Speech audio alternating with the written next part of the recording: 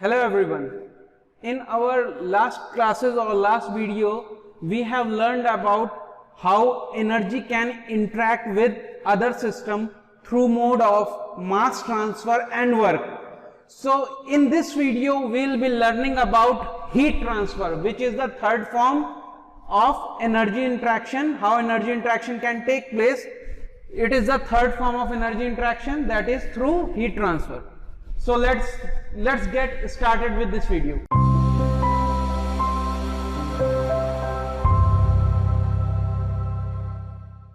So if a system has a non-adiabatic boundary, that is heat flow can take place through the system boundaries, then the temperature of the system is not independent of the surrounding. तो surrounding का जो temperature है उससे independent नहीं है system का temperature हमारा. तो सिस्टम कंसिडरेशन में अगर कोई है हमारा, late us consider a system, this is a closed enclosure. इसकी जो वॉल्स हैं, आउटर वॉल्स हैं, ये एडियाबेटिक नहीं है. ये वॉल्स के थ्रू एडियाबेटिक नहीं है, मतलब हीट का ट्रांसफर हो सकता है. हीट बाहर भी जा सकती है, अंदर भी आ सकती है.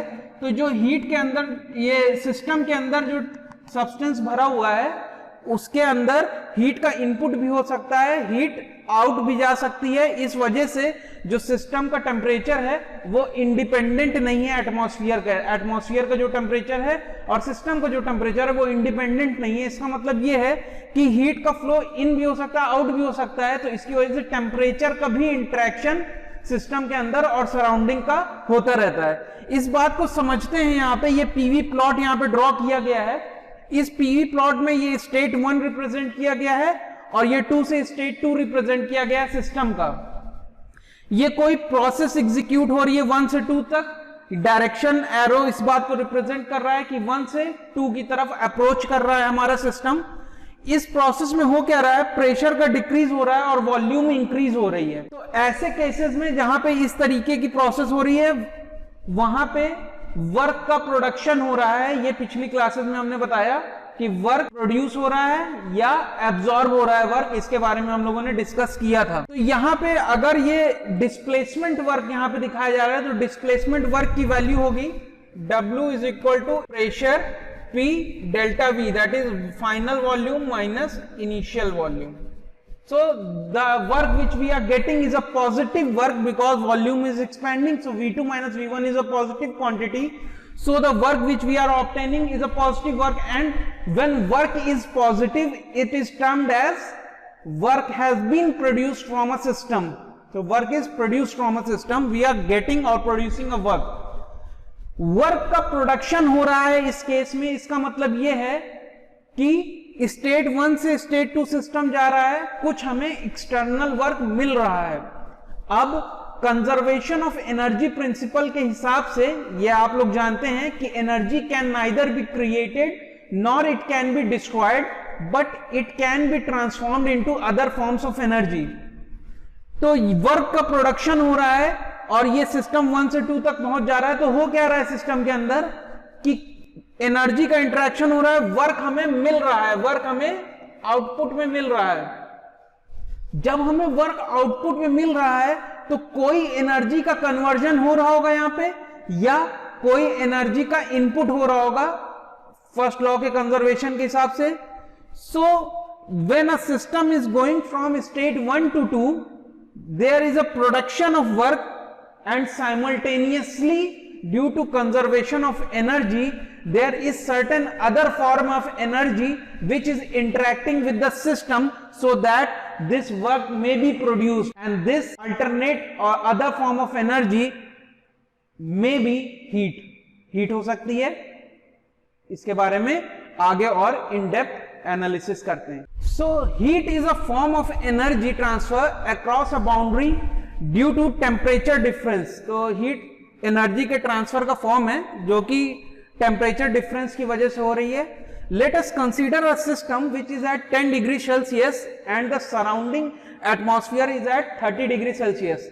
सो इस टेम्परेचर डिफरेंस की वजह से अक्रॉस द बाउंड्री, ये सिस्टम बाउंड्री हमारी जो जिगजैग दिखाई गई है, इसके अक्रॉस हीट का फ्लो होगा from higher temperature to lower temperature. So ये टेम्परेचर डिफरेंस की वजह से जो हीट का फ्लो हो रहा है यही कहलाता है heat transfer. So next we are going to study about types of heat transfer. There are generally three types of heat transfer. Heat transfer can take place using these three types of modes. First type is conduction heat transfer. Usually conduction heat transfer refers to when heat transfer takes place when two systems are in contact. दो system जब contact में हैं उनके बीच में जो heat transfer हो रहा है वो कंडक्शन हीट ट्रांसफर हो रहा है। Second type of heat transfer is radiation. जब दो सिस्टम्स के बीच में या तो स्पेस है कुछ दूरी पे रखे हुए हैं तो उनके बीच में इंटरमीडिएट स्पेस में गैसेस फिल है या वैक्यूम प्रेजेंट है, तो वहां पे जो हीट ट्रांसफर का मोड है वो रेडिएशन हीट ट्रांसफर का मोड है। This is a heat transfer using electromagnetic waves. Electromagnetic waves के थ्रू हीट ट्रांसफर हो रहा है हाई टेम्परेचर से लो टेम्परेचर की तरफ। ठीक है। The third type of heat transfer mode is convection. In convection heat transfer में जो हीट का ट्रांसफर हो रहा है उसमें जो बॉडी है हमारी यूजुअली वॉल है या सिस्टम है, सिस्टम की बाउंड्री से जो हीट का ट्रांसफर हो रहा है वो सराउंडिंग में जो गैसेस प्रेजेंट हैं उनके मूवमेंट की वजह से हो रहा है। तो बाउंड्री जो कि हाई टेम्परेचर पे है या लो टेम्परेचर पे है उसके अंदर हीट का एब्जॉर्प्शन या हीट का रिजेक्शन हो रहा है थ्रू गैस मीडियम या गैसियस मीडियम जो कि मूवमेंट में है। तो इस टाइप के जहां पे मूवमेंट होगा उन्हें कन्वेक्शन हीट ट्रांसफर कहा जाएगा। सो ये जो conduction, radiation and convection heat transfer है ये 5th सेमेस्टर में आपका सब्जेक्ट है हीट एंड मास ट्रांसफर। वहां पे डिटेल्ड में स्टडी किया जाएगा कंडक्शन हीट ट्रांसफर किस तरीके का होता है, रेडिएशन हीट ट्रांसफर किस लॉ को फॉलो करता है एंड कन्वेक्शन किस तरीके का बिहेवियर शो करता है। तो इनकी in depth analysis next subject में पढ़ेंगे। फिलहाल in thermodynamics we have introduced these three terms. We are going to study about the sign convention which we follow during heat transfer. So heat transfer में जब heat का addition हो रहा है, अगर Q रिप्रेजेंट कर रहा है अमाउंट ऑफ हीट, अगर हीट का एडिशन हो रहा है किसी सिस्टम में तो हीट को पॉजिटिव लिया जाता है, जबकि हीट का रिजेक्शन हो रहा है, सिस्टम से हीट रिजेक्ट हो रही है, बाहर निकल रही है, ये एरो इस बात को रिप्रेजेंट कर रहा है, then we will be taking heat as negative. So जो न्यूमेरिकल प्रॉब्लम अभी हम आगे डील करने वाले हैं उनमें ये साइन कन्वेंशन हम लोग फॉलो करेंगे। So there are some important points with respect to heat. So the first point which is important in relation to heat is energy in transit.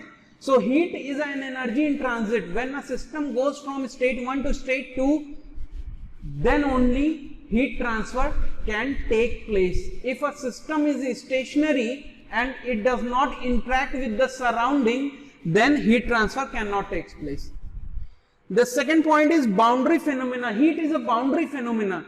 Heat transfer takes place along the system boundary. System boundary के बाहर अगर heat निकल रही है तभी हम कह सकते हैं हीट ट्रांसफर हो रहा है। अगर सिस्टम बाउंड्री के बाहर हीट का इंटरेक्शन नहीं हो रहा है, जिसको हमने कंसीडर किया सिस्टम बाउंड्री, उसके बाहर हीट नहीं निकल रही है या सिस्टम बाउंड्री के बाहर से हीट का इनफ्लो अंदर नहीं हो रहा है, तब तक हम नहीं कह सकते हैं कि हीट ट्रांसफर हो रहा है। So heat transfer is a boundary phenomena. After that energy transfer, ये आपको अभी हमने पढ़ाया कि heat is a form of energy which gets transfer by virtue of temperature difference.